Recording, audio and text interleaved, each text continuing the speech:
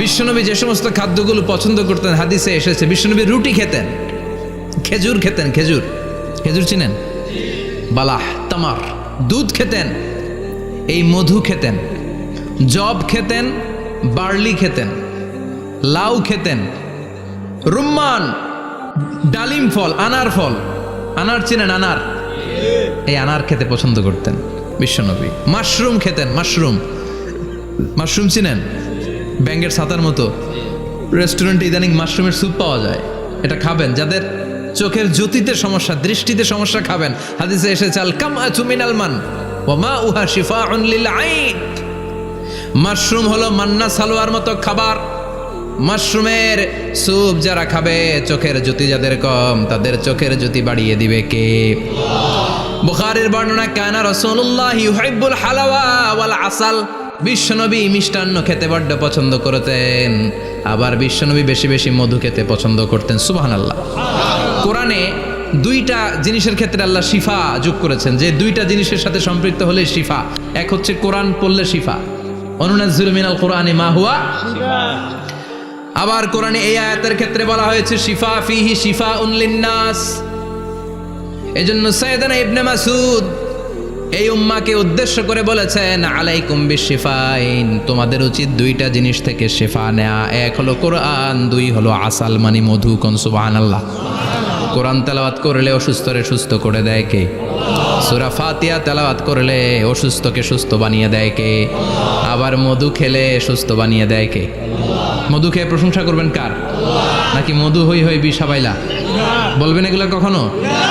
খাঁটি মধু খেতে হবে। খাঁটি মধু চিনার উপায় হচ্ছে, এটাতে পিঁপড়া জমে না, এটা ফ্রিজে রাখলে জমাট বাঁধে না, এটাতে দুর্গন্ধ হয় না। এক গ্লাস পানির মধ্যে এক ড্রপ মধু ছেলে দিলে এটা পানির সাথে না মিশে একেবারে নিচে চলে যায়। খাঁটি মধু খেতে হবে। তাহলে ফিহি শিফাউন লিন্নাস। কত কিছু দিয়ে যে আল্লাহ এটাকে সমৃদ্ধ করেছেন। এটার মধ্যে গ্লুকোজ আছে, এটার মধ্যে সুক্রোজ আছে, ফ্রুক্টোজ আছে, প্রোটিন আছে, মিনারেলস আছে, ক্যালসিয়াম আছে, ভিটামিন আছে। খাইলেই শরীর গরম হয়ে যায়। সুবহানাল্লাহ। এজন্য শীতকালে বেশি বেশি খাবেন, জাম্পার লাগবে না। শীতকালে মধু খেয়ে রাত্রেবেলায় বের হবেন, আর মাফলার পেঁচিয়ে বেরোয়া লাগবে না। সুবহানাল্লাহ পড়েন। তার মানে আল্লাহ বললেন ইয়াসিন ওয়াল কোরআনিল হাকিম, প্রজ্ঞাময়, বিজ্ঞানময় কোরআনের কসম। কোরআনের ভেতরে বিজ্ঞান আছে না নাই? বিজ্ঞানের কথা এই তো শুরু করলাম, আজকে সারা রাত বিজ্ঞানের কথা বলবো ইনশাআল্লাহ। থাকবেন কতক্ষণ? হ্যাঁ, স্লোগান দেন লিল্লাহি তাকবীর। এরপরে আল্লাহ বললেন, গোলাম ওয়া ইন্না লাকুম ফিল আনআমি লাইবরা, প্রাণীকুলের দিকে নজর করে তাকাও। প্রাণীকুলের মধ্যে আমি তোমাদের জন্য নিদর্শন রেখেছি। নুসকিকুম মিম্মা ফি বুতুনিহি, এই প্রাণীকুলের পেট থেকে একটা চমৎকার জিনিস আমি বের করে দেই, এটার নাম হচ্ছে দুধ। এটা কি? দেখেন, একই আয়াতের মধ্যে আল্লাহ মধুর কথাও বললেন, আবার দুধের কথাও বললেন। দুধটা কিভাবে হয়, উৎপন্ন হয়, মধু কেমনে হয়, ইঞ্চি ইঞ্চি কথা এই কোরআনের ভেতরে তুলে ধরলেন কে? আল্লাহ বললেন মিমবাইনি ফারসিউ ওয়াদামিল লাবানা, গোবর আর রক্তের মাঝখান দিয়ে আমি দুধ বের করি। সুবহানাল্লাহ পড়েন। আমরা যাই এই গাভীর ওলান টানা শুরু করি সকালবেলা বিসমিল্লাহ বলে, কিন্তু কেমনে যেটা আসে ওইদিকে নজর নাই, ডাকাত। বিসমিল্লাহ বলে শুরু করে না, দুধ খাই আলহামদুলিল্লাহ পড়েন, আছে না নাই?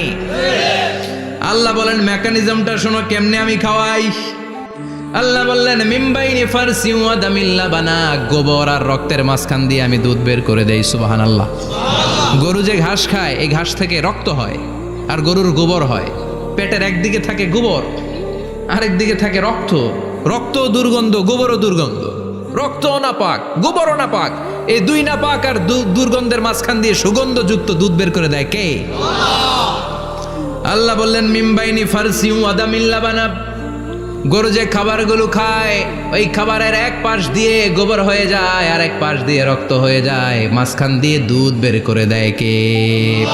What a amazing mechanism of discharging milk from animal's body.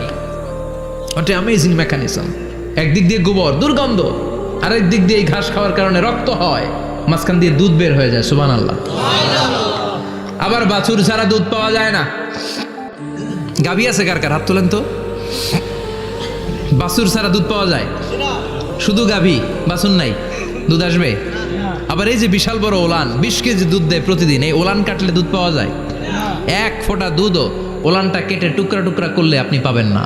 এটা আলাদা মেকানিজম, এটা ভিতর থেকে একটা নির্যাস। বাছুর নিয়ে দুইটা ঢু মারবেন, ওই নির্যাস দিয়ে দুধ বেরোতে থাকবে, গোবর আর রক্তের মাঝখান দিয়ে চিৎকার করে পড়েন আল্লাহু আকবার। এজন্য বিশ্বনবী বলতেন বেশি বেশি দুধ খাও। দুধ হলো সুষম খাদ্য। পৃথিবীতে আবিষ্কৃত যত খাবার আছে, দুধের চাইতে ভালো খাবার আছে নাকি? কথা কন। মানুষ পানি খেয়ে 3-4 দিন বাঁচে জানেন, আর পানির মধ্যে লবণ দিলে 7-8 দিন বাঁচতে পারবেন। আর দুধ পাইলে আজীবন বাঁচবেন। দুধ খেয়ে যদি হজম করতে পারেন, দুধ খেয়ে হজম করতে পারলে আজীবন বেঁচে যাবেন। সুষম খাদ্য। বিশ্বনবী যে রাতে মেরাজে যাবেন, সিদরাতুল মুনতাহা পার হওয়ার পরে বিশ্বনবীর পরীক্ষা শুরু হলো। বিশ্বনবীকে বুখারীর বর্ণনা 3টা গ্লাস দেয়া হলো। কাদাহ ফিহি লাবান, এক গ্লাসের মধ্যে দুধ ছিল। ওয়া কাদাহ ফিহি আসাল, আর এক গ্লাসের মধ্যে ছিল মধু। আর এক গ্লাসের মধ্যে ছিল মদ। কাদাহুন ফিহি খামার। বিশ্বনবীকে 3টা গ্লাস দিয়ে বলা হলো নবী চুজ করেন কোনটা নেবেন। এক গ্লাসে মধু, আরেক গ্লাসে দুধ, আরেক গ্লাসের মধ্যে বিশ্বনবীকে দেয়া হলো মদ। বিশ্বনবী বললেন যে এই গ্লাসের ভেতরে দুধ আছে, আমি ওই পেয়ালাটা নিলাম। সাইয়েদনা জিব্রাইল বললেন ইয়া রাসূলুল্লাহ আখাস্তাল ফিতরা, আপনি যেমন নিছেনও তেমন। সুবহানাল্লাহ কইবেন না? বিশ্বনবী দুধ খেতে পছন্দ করতেন। আর বিশ্বনবী বলতেন আলাইকুম বি আলবানিল বাকার, বেশি বেশি গরুর দুধ খাবা। ফাইন্নাহা তুরাম্মু মিনাল আশজার, কেননা এটা সবুজ লতা পাতা ঘাস পাতার নির্যাস। গরু কি খায়? ঘাস খায় না? এই ঘাসের নির্যাস হচ্ছে দুধ। বিশ্বনবী বলতেন বেশি বেশি দুধ খাবা। ফিহি শিফা, এর মধ্যে শিফা আছে। ফি লাবানিহা শিফা ও লুহমিহা দা, গরুর দুধে আছে শিফা, গরুর গোশতের মধ্যে আছে রোগ। সুবহানাল্লাহ কোন। কত বড় ফিলোসোফার বিশ্বনবী। বিশ্বনবী বলে গিয়েছেন গরুর দুধ বেশি খাও, কিন্তু গোশ বেশি খাইও না। আর আমরা গরুর গোশ পাইলে কোপায় ফেলাই। সাদা ভাত আর ঝাল গরুর মাংস যদি হয়, ওই যে অনেকের জিহ্বায় পানি চলে আসছে। সুবহানাল্লাহ কইবেন না? বিশ্বনবী বলতেন দুধ খাও, গোশ খাইও কম। গরুর গোশত কম খাবা, গরুর দুধ বেশি খাবা। সুস্থ রাখবে কে? আল্লাহ। আবার বিশ্বনবী মায়েদেরকে বলেছেন ও মায়েরা, সন্তান হওয়ার পরে 2 বছর দুধ খাওয়াবা। আল্লাহু আকবার। والوالدات يرضعن أولادهن حولين كاملين لمن أراد أن يتم الرضاعة।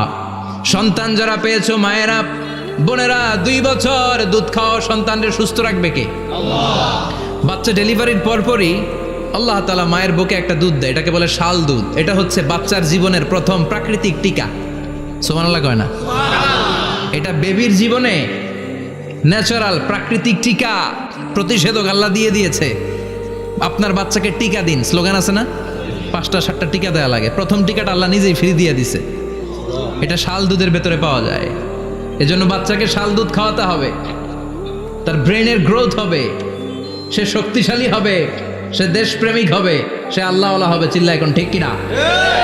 যে মায়েরা বাচ্চারে দুধ খাওয়ায়, ওই বাচ্চারা মায়েরে ভালোবাসে বেশি। আর যেই মা গুলো বাচ্চারে দুধ না খাওয়ায় আর ডানু খাওয়ায়, আর কি কি আছে? হরলিক্স আর সিরালেক, কমপ্লেট। যারা এগুলো খাওয়াবে, ডানু খাওয়াবে, যারা ল্যাকটোজেন খাওয়ায়, যারা বুকের দুধ খাওয়াতে চায় না কোনো কারণ ছাড়া, 2 বছর বাচ্চারে দুধ দিতে চায় না, এই বাচ্চাগুলো বড় হলে ওই মারে বৃদ্ধাশ্রমে দিয়ে আসবে। কথা কন, কথা কন। এজন্য মায়েরা বোনেরা সন্তান হলেই তাকে বুকের দুধ দিয়ে আল্লাহর পক্ষ থেকে যে টিকাটা, এই টিকাটা পেটের ভেতরে ঢুকায় দিতে হবে। চিল্লা এখন ঠিক কিনা?